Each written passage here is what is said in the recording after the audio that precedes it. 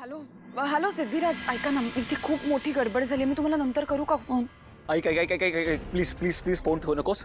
इकडे जास्त गडबड झाली. श्रीकांत इनामदार आले तिथे. श्रीकांत आले का अचानक?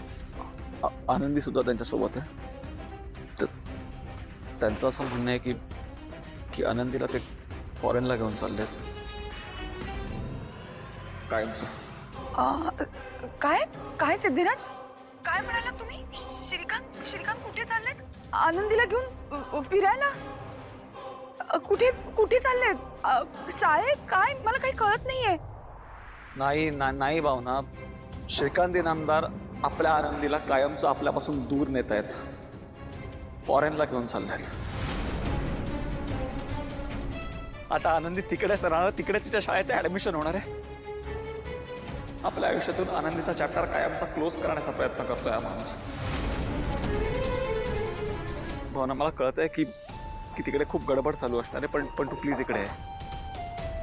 ग असा कसा घेऊन जाऊ शकतो गुंड्याला आपल्यापासून आला? आनंदी आपली सुद्धा मुलगी आहे ना. ऐक ना ऐक ना, तू तू तू प्लीज ये इथे. सिद्धिराज, हे बघा, तुम्ही पॅनिक होऊ नका. हा, मी येते.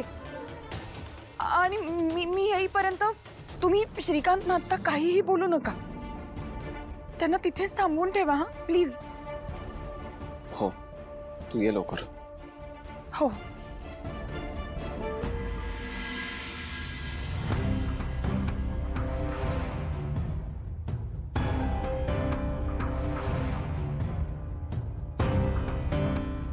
भावना येते. तोवर थांबा तुम्ही इकडेच. आय होप लवकर येईल.